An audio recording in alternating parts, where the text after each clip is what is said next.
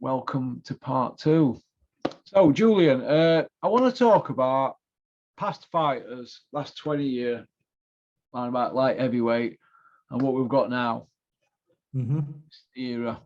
We could talk about British and world level, back what we've got at Tarver, Roy Jones, Clinton Woods, Glenn Johnson, Montel Griffin, all them guys, isn't there? James Toney sat around light heavyweight for a little bit as well, didn't he? Pardon? James Toney was light heavyweight for a little bit. Crawford Ashley from Leeds in that era. And then we've got this era now. It's night and day, isn't it? I'm not saying these kids are not talented, but the fights are not happening, are they? I think that's the biggest difference across most of previous generations to the generation that we've got. I am someone who's nostalgic, but not all previous generations would necessarily. Scott Ziggy a shout out. Cheers, Ziggy, Scott. Cheers. Get to Ziggy's, Jimmy. Masma, Rotherham. It's opposite Coldwell's. 10 times better. What you got to think about is when you fight the best, you might not always beat them, but it brings out the best in you. And whenever we saw the likes of, Ray Leonard and Hearns and those guys, they elevated each other. And that's what happens when you fight each other. If you just tread in water and you just fight in mediocre opposition, you're never going to bring the best out of each other. And I think that's what we saw in previous eras. I mean, you've gone back 20 years. I can go back 40 years and talk about that. I'll lose people if I do that. I can talk about that era, Braxton Spinks, Sad Mohammed, etc.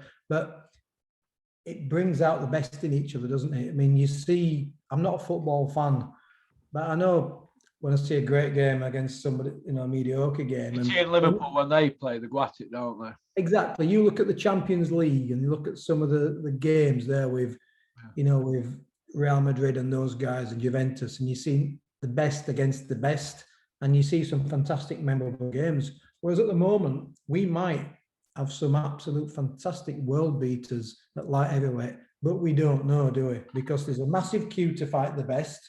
And when they do fight the best, like Anthony Yarde, I mean, he was pushed too early against Kovalev, but because he's not had those acid tests on the way up, he's found wanting every single time because he's not ready. No. And this is the problem. Competition's healthy. It brings out the best in people. And unfortunately, these guys, you can say, well, they are fighting each other, but I don't think, for example, like the Boazzi fight with Spider Richards, they were not the two best light heavyweights in Britain. They were maybe two of the 5 or 6 best light heavyweights in Britain. But I didn't think they brought out necessarily the best in each other, because I think Boazzi maybe have half a gear more, but we won't see that until we see him fight. Boazzi against Clinton Woods. Well, Clinton Woods would beat Boazzi for. I'm not saying he was more talented. I'm not saying he's a better fighter. He might have been, he might not have been. What I'm saying is because Clinton Woods continually tested himself against the best in the world, he could hang at that level. But Boazzi, we don't know if he can hang at that level. It's 6 years since the Olympics. He's still knocking around at, don't tell me it's world level. This isn't world level. This is domestic level. You've just beat Craig Richards. No offense, is domestic level. So we're never going to really find out, are we? He's going to probably fight for a world title in his 7th or 8th year. And it's ludicrous. And this is just back to what I said in part 1. It's the lacking fighters, lacking development. You're developing your losses as you're developing your wins, and you're learning hard fights. And these guys are like, they're just having easy-ish fights and winnable fights. So Boazzi, again, going back to that Craig Richards fight, he was favoured to win that fight. He won that. He made hard work of it, but he didn't look ready for a world title for me. But in old money, he would have still had to fight 2 or 3 times the domestic and European level against really good operators for him to come through. He might have come through, he might not have come through. But not just Eddie Hearn, you can't just put it on Eddie Hearn. They're terrified, aren't they, of pitting them outside of their own compass, outside of their own organisation. They're terrified of getting them beat until the big money comes. They don't mind getting them beat if the big money comes, like Dillian White against Tyson Fury. Yeah, you go away, Dylan, you do what you want because you're getting a massive payday and you've been mandatory for 4 years. But they just won't risk it. It's business, but it's purely business now. Did you hear how Clinton got that fight with Roy Jones? No. Went to a press conference in America with Dennis after Jones dusted somebody and walked straight to front at press after, and Dennis grabbed microphone and shouted out, Clinton Woods is in the house here. We're number one, WBC number one. We want you, Roy. Then Clinton got on stage, and that's how they did it. And that's how they did it. Got down in them days, and they all shook hands. Just did it. They fought. Challenging yourself, going up against Roy Jones, who was Superman then, wasn't he? Well, Clinton also did one of those things. I'm not saying no fighter ever does that, but what happens was it's very rare, and I found out some interesting facts actually recently, but it's quite rare that British fighters go abroad or go to America to fight the best in the world. They generally only do that when they've got little value now for the promoter. Maybe he's on the last fight of a contract he has, but we don't see as much now, do we? Fighters going to America and fighting the best. You know, we saw it with Bellew and Stevenson, but again, he got thrown to the wolves, didn't he? Which it's not something that we see that often. So Amir Khan used to go to the States often and fight the best over there, and I always respect him with that. And what I didn't know, and I found out recently, was that Amir Khan in recent times had the most successful defenses on American soil, and I didn't know that. I think he had 3 successful defenses on American soil. I think Carl Froch had 2, and then it filters down to 1 or something. Okay, yeah.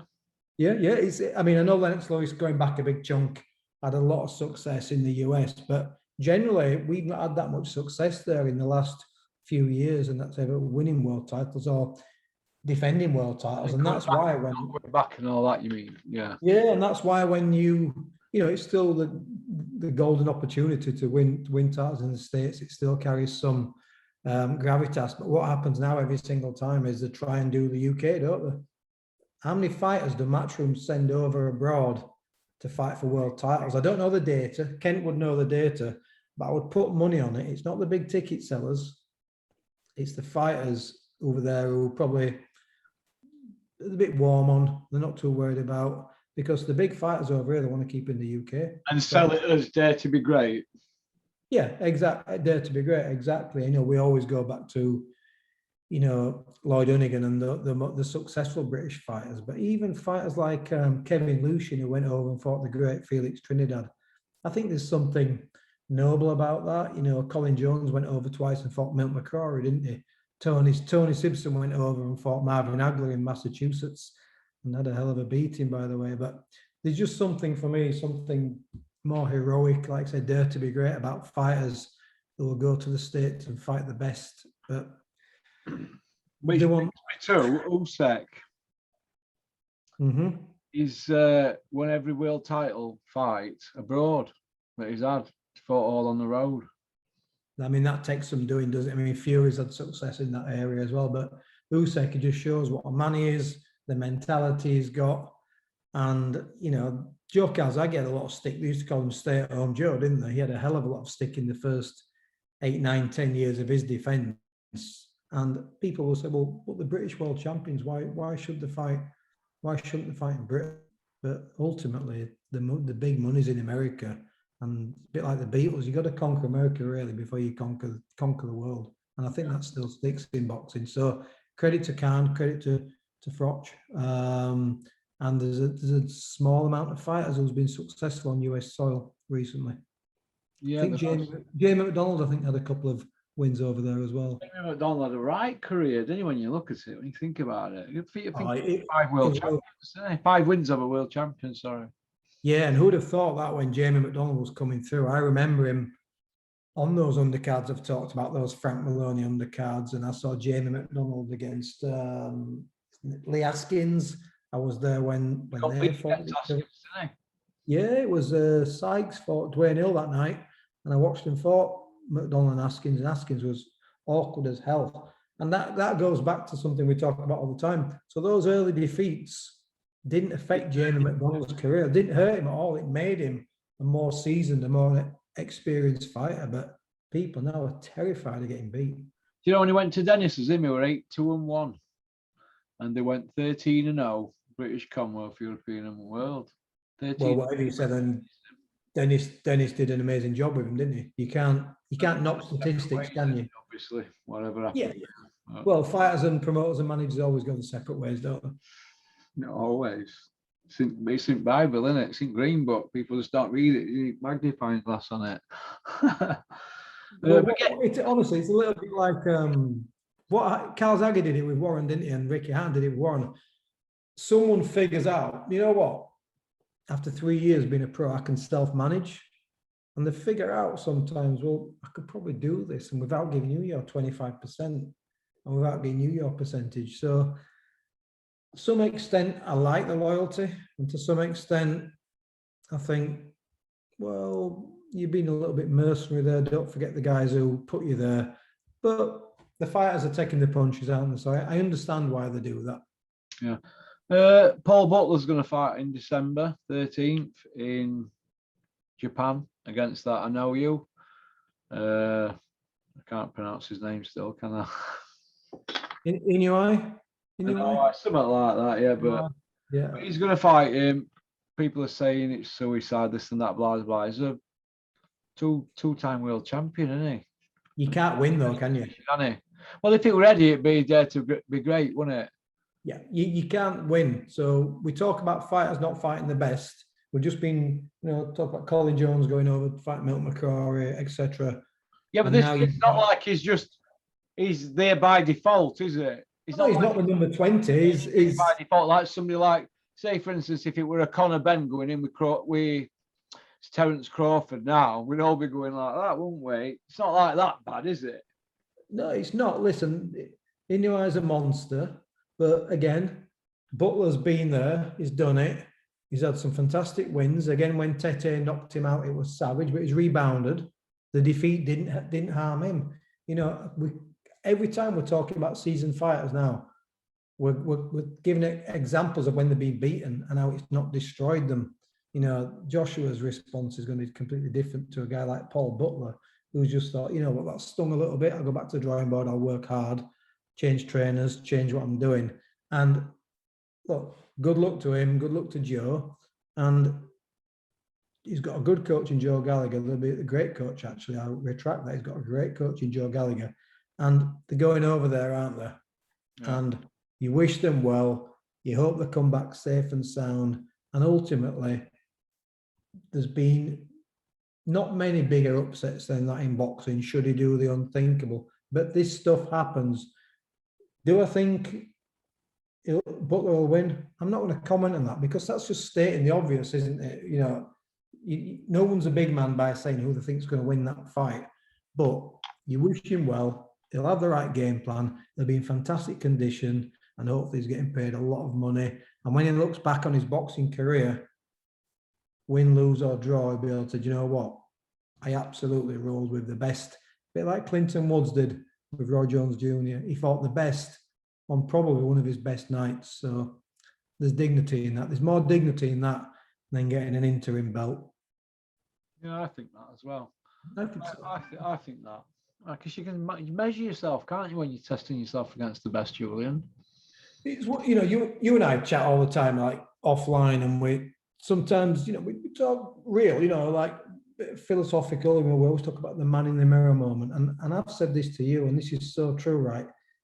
Conor Benn wants his heated seats and his Rolex watches, and probably got an amazing house and all this kind of stuff.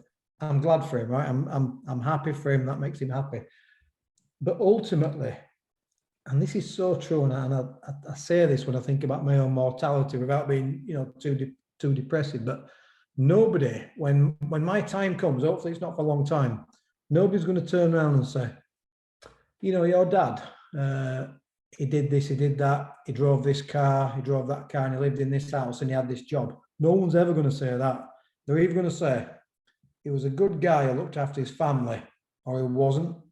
And that's what people remember. So someone like Paul Butler, when he looks back on his life, or when his great grandkids look back on Paul Butler's life, they're going to say, you know what? Do you know my great-great-granddad? He went to Japan and he fought the monster who was one of the most feared fighters in the world. And that's creating a legacy, isn't it? Yeah. People don't remember. I know I'm being philosophical, but nobody remembers the Versace man bag you've got. Nobody remembers. If you've got one, you shouldn't have one, but nobody remembers this. I won't try not to swear because we don't want you getting strikes by people watching. Nobody remembers this stuff, mate. People just remember the great things you did for people and maybe the great achievements you had, and if you're a good guy or not. So you're saying if Conor Benn gets out of the game with 10 million and he didn't fight the best in his division, in years to come, he'll look in the mirror and he'll go, God, I wish I'd have done that. He might have an absolute fortune and he might not, but the British boxing public won't talk about him with the fondness that they talk about Tommy Farr or Don Cockell when he went over and fought Rocky Marciano and Farr fought Joe Louis and went 15 rounds with Joe Louis. Henry Cooper. People talk so fondly about those boxers, but Eddie Hearn will turn around and say, and they all ended up broke. I'm sure he'd say that to me, but people remember, money. We all need money, but money, my dad always says, money doesn't bring happiness. Having no money brings unhappiness. So as long as you've got enough to live, it's in life about experiences and about being great, trying to be great. And that's why, people get statues built off them. If Conor Benn just avoids all these world champions and makes a few big fights and fights a YouTuber and fights Eubank twice and does this and then gets out of boxing, no one's going to have a statue of Conor Benn, with his Stone Island jeans on either and his Rolex watch. Nobody ever's going to do that, mate. That's how I look at things, but I'm a historian. That's how I look at boxing, and that's how I remember the great sportsmen of our time. I don't know Daley Thompson's wealth. I've got no idea, but I remember watching Daley Thompson in the '84 Olympics, LA. Just being so proud. Yeah, so proud. And with his T-shirt, Carl Lewis, the second best athlete in the world, when Britain ruled the roost and Daley Thompson showed the whole world who was the best athlete in the world. I remember that. And I remember those brilliant times. And Daley Thompson, he might have been an incredibly wealthy man. He might not have been. I have no idea. But it just seems that we've lost the perspective and the balance somewhat now, haven't we? You talked earlier, and I'm not going to go down the kind of socialist thing, but 500 million Fury's asking for it. Is that what it's about? Is the greatest prize in sport the undisputed heavyweight championship of the bout? Does it have a price? Is that what we're saying? Is that what it's about? They'll say they're in ring taking punches though, won't they? Well, they're in ring taking punches, and they're in the ring taking punches as an amateur, and they used to get a meal ticket and a plastic trophy. And they're in, these fighters up and down the country. Now there'll be fighters this weekend fighting on shows, getting 600 quid and 200 or 300 quid's worth of tickets, and they'll have owed it all out. They're in just as much danger as Tyson Fury and Usyk will be in. They just don't generate the gate. I understand it, but it just feels so disproportionate for me that we're talking about paying, 500. No one's going to pay that, by the way. We see it on comment sections, don't we? A lot of people arguing 60, 40, 70, 30, and it's going back and forth, and it goes on and on and on and on. And I don't, is it people being paid to put these things out? Are they genuinely people that are arguing non-stop about splits in comments? Well, Marvin Hagler fought Thomas Hearns, and he got the same. They got the same cash. Hagler was a champion. It was for Hagler's belts. They got paid the same. Fighters through history have got paid the same. Larry Holmes got way much shorter than Muhammad Ali, and Holmes was a defending champion. And Jerry Cooney got the same as Larry Holmes, and Cooney was an unproven challenger. And what I'm saying is there are some champions out there who will take the short end just to prove themselves, to prove the number one, and because they want it is. How many times at the weekend did we hear, AJ and other people say legacy? It's not about legacy. If about legacy, you'd have gone down it a completely different way. It's not about legacy. It's about pound notes. That's all this is about. But there have been, you know, Ray Leonard, Thomas Hearns, 5 million each. The deal was done in the back of a limo, apparently with Emmanuel Stewart and Dave Jacobs. 10 minutes, had a chat. Yeah, that's fine. Let's do it. And they did the fight 3 months later in 1981. These are champions for me who mean something. But having said that, there are fighters out there, still good fighters out there who want to be the best. And it's not all about money for everybody, but it's mostly about money for most people. It just disappoints me, mate. But people will say in the comment section, yeah, but you're not taking the punches. Tyson Fury is worth 500 million if that's what he's asking for. And I'll just say, you're talking nonsense. You're talking absolute nonsense. Let's hope he does get paid, but I don't think it'd be 500, do you? I think they'll split 100 and it'll be, you know, if they get 50 million, 60 million each. He's got to give Piers Morgan $1 million, hasn't he? For yeah, I mean, yeah, exactly. They're not going to get I don't think they'll get the kind of money that Floyd generated, for example, against Pacquiao or the martial arts guy, McGregor. I don't think they'll get Floyd's kind of money, but Floyd had so many different money streams, didn't he? And so many different ways of earning money. And, you know, the whole of sport stopped when Floyd boxed. It was, you know, it was like kind of a moment in sport, wasn't it? I think this would be a big moment in sport, by the way. Because it's great, a bit like when Ali fought, though, wasn't it? Everything stopped, didn't it? You know, in 70s and that. Yeah, well, they said about Ali, didn't they? And I always remember that line that Ali transcended sport. He didn't transcend boxing, he transcended sport. And I think there's something about that. And it is good to know that whilst boxing might not be quite booming as Adam Smith thinks, when we have a massive fight, you know, the whole of sport does stop. Everybody will be interested in Fury and Usyk, and it will be a massive, massive fight. I'm not total old school that I'm going to tear it down and say it's not as big as this fight or that fight or that fight. It's a huge fight, and it's a great tactical fight, and we all want to see it, even if the belts get split up at some point shortly afterwards. We all want to see it. We've heard about Undisputed for long enough now, and it'll be an intriguing fight, and they'll get handsomely paid, and rightly so. I just think it'd be way short of $500 million, and I think Tyson Fury thinks exactly the same thing. But it's a little bit like I was always told by my boss: whenever you ask for a salary increase, always ask for twice what you want. It's just, you know, it's brinksmanship, isn't it? It's not like buying a car. Yeah, of course it is. Jack Massey against Jose Burton for IBO Cruiserweight title down the line this year. What do you think? Jose Burton gets another win. Do you think that's a good fight? I think it's a good fight. I tend to, this is not disrespecting the fighters, they're both fine fighters, those guys. I tend to ignore the belts. It's just how I am. In old money, it would be a really attractive, high-level domestic fight. But because of the world that we're in now and the way that the organisations and the belts work, it'll be for an IBO title. I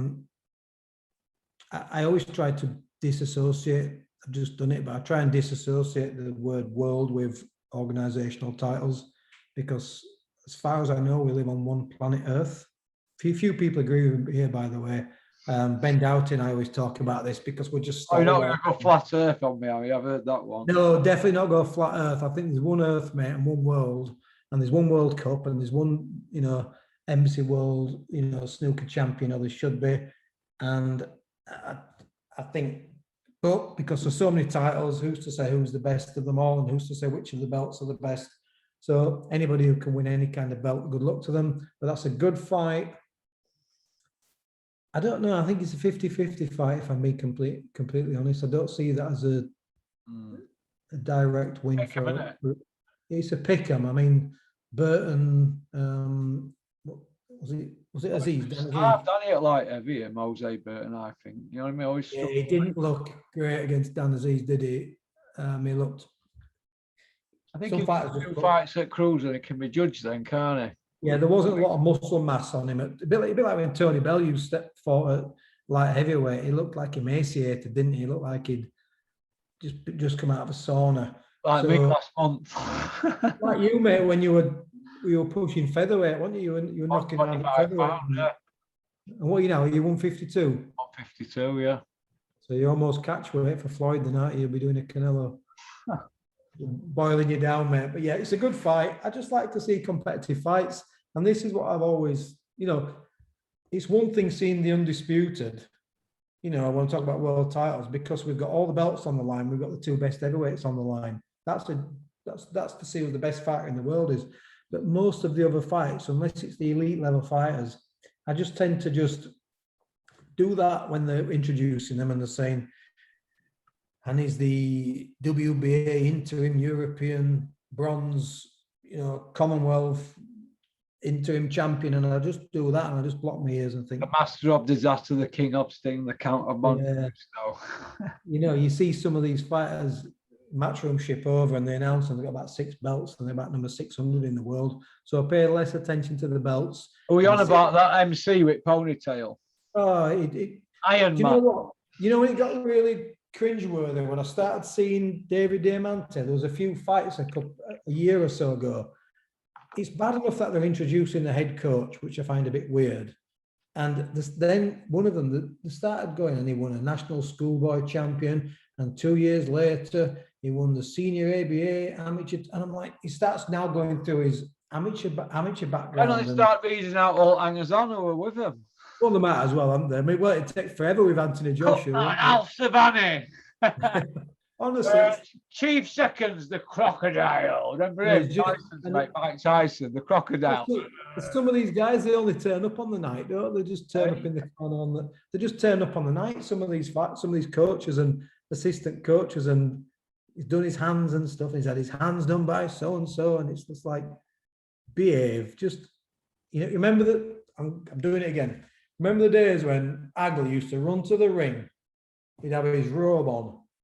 And he'd get in the ring and he'd just like throw a few little shots, shadow box. And take Chuck Hull would be there with his big, his velvet waistcoat and jacket. And he'd just say, and in the blue corner, he's a middleweight champion of the world, fighting out of Brockton, Massachusetts, marvelous Marvin Hagler. And it was 3 lines. And it was just introducing the best fighter in the world in 3 lines. And there's something amazing about that now. And I guess it's like anything. They've got to they're reading out the Twitter and Instagram handles. Oh, it's ridiculous, mate. That's what I'm saying. It's become an absolute joke, hasn't it? It's just like, God. And when they started introducing, I'm only jealous because they didn't introduce the head coach when I was coaching. I'm only jealous, mate, because I didn't get my name read out by David Diamante or the guy who used to be the Elvis guy, used to be an Elvis impersonator whose names escaped me. I'm only jealous, mate. Did you see that picture doing rounds this morning of Coogan? No. That KSI show with makeup on. I thought he was some WWE character or something. He was stood next to Calla, who had Scarface white leather on. What was it? Was it a joke? Or was it like just for a joke, or was that how they were dressed? I've got a picture, right? Every time I show a picture on here, it doesn't seem to look good. Hang on a minute. Let's see if we can do it on your phone. It is funny though. I don't mind a bit of humour in boxing. I know I come across as a traditionalist. I like a bit of humour. Oh, hang on a minute, because Frank Smith's just come out and said, "Oh, let me just show you this first, and I'll get this up. Here we are. Send it over and I'll see if I can get it on screen. Oh, I'll send it over to you because I don't want. If I show it on here, it might get personal sensitive, and I don't want his name. Yeah, honestly, mate, I like a bit of humour around boxing. You'll like this one. You ready, Julie? See if you can get that on the screen because I don't know how to. Well, do it. Go on, you see if you can. He's turned into Rey Mysterio's Coogan there, hasn't he? Have a look at this. That is Coogie Bear yesterday and Calla. What is going on there? Coogan, go and get help. All them helmet bolts will be coming in now. A late surge for Coogan and Calla. Yeah. I mean, should we finish off on this one then? I don't know what to say actually about boxing journalists. Frank Smith's come out on IFL and he said, and I quote, "I've delivered much bigger shows than him over the last 10 years." Oh, is it Eddie that said that? Oh, Matchun's Frank Smith fires back at Warren, discusses Joshua 2, and potential AJ clash. Would you like to see AJ Wilder? Oh, they're not still floating that about. They're not going to put nowhere near Wilder, are they? Well, somebody's commented here, Frank Warren delivered the Fury Wilder trilogy, and he will deliver Fury Usyk. AJ's paper title defenses mean nothing, somebody's put. While Eddie selling stadiums out around the world, Frank can't sell the copper box out loud. That's obviously an Eddie fan firing back. And these will go on all night. Let's read a couple more out. He's delivered more cups of PG tips than him over the last 10 years. Somebody's put, you're just a T-boy. Brush your upper, Spotty Frank. That's from Billy Boxing 2. Go on, lad. There's still bad blood there. Hang on. There's still bad blood there, isn't there, between BRICKTOP's family and the first family of Essex. They were going to do this and going to do that before the pandemic. They're not going to work together. Boxing's still like this. They're the problem, aren't they? Them two camps are the people around them. I think BRICKTOP actually does want to make the fight. And I think the people around Eddie, and maybe Eddie as well, they just want a bit top dog, don't they? They're not used to being pulled onto somebody else's level. They want to load it of you in every show, don't they? That's why they never win purse bids, isn't it? Because they want to be in control all the time, isn't it? I'll tell you what the root of this is, though. I know there's history between the families and all this kind of stuff, right? I'll summarize it. I'll do it quicker than General Julian style, right? I've said this before about 12, 18 months ago when I first started coming on your show. Right? Eddie Hearn is probably the best promoter in the world. Is 100% the best promoter in Britain, right? Nobody's saying, Eddie, that you haven't done some really, really good things in boxing. You brought some stars through, you generated massive money, etc., right? So give your ego a little pat because you've done fantastic there. But what it boils down to is this. Generally, the heavyweight division is considered, the bellwether and the kind of the pinnacle of boxing control. So all the big promoters used to always battle, like Don King, always focused on the heavyweight division. Yes, he had Azuma Nelson, Terry Norris, and Duran, and he had fighters at the lower divisions. But Don King was obsessed in having 100% control of the heavyweight division because I won't say the word, I'm not swearing. It's a contest between men. Yeah, you know what I'm saying. Yeah, it's a contest, an ego contest, or a phallic contest between men wanting to see who's got the biggest one. That's what it's all about. So if you control the heavyweight division, you get the biggest high five. This is why Eddie went for Charles Martin's belt, which I talked about before. Eddie Hearn has no grip now on the heavyweight championship of the world, and he is absolutely gutted. Took him 6 years to get him out, hasn't it? Yeah, my son's doing a 14.5-hour shift today at a care home. He did 14.5 hours yesterday. He's gone into the care home smiling. He's happy. I dropped him off at 6:45 this morning. Bank holiday weekend. He's working all weekend. Why am I saying that? He's comfortable with his life and he's comfortable with what he's got, and he does a tough job. Eddie Hearn has got everything apart from the heavyweight champion of the world. And you know what? It sticks right there. What you say, your show, he watches it, he hates it. Frank Smith's talking about that they're now really calling out YouTubers, aren't they, by saying the trolls are the scum of the earth, they're the lowest kind of, brain matter there are, and they can't stand it because everything what you guys, and you especially, that what you YouTubers are saying, everything's happened, everything's come true. And no matter how much money and power and success Eddie Hearn gets, he hasn't got the heavyweight champion of the world anymore, and he's frozen out for 12, 18 months, 24 months. He might be frozen out for longer, and it absolutely sticks in his throat. Fury doesn't want to work with him, and you know what? It doesn't matter what he's got. My son's doing, 14.5-hour shifts, and he's happy, and the guy's gutted, mate. You'd think he'd got everything in life that he wants. Beautiful family, beautiful home, massively successful. It sticks right in his throat, mate.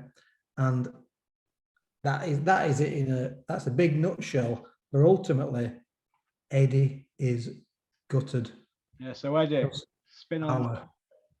Power. It's all about power. They want everything because he's always had what he wants. Yeah, that's it, you see. That's it. When you've had everything all your life, then somebody says no, no good. So Eddie, learn how to speak to people and treat people a bit better. All right. Thanks for coming on, Julian. You're welcome. I'll speak. Thanks for having me on, mate. Take care. Bye bye. Take care. See you all soon. Thanks, guys. Brilliant.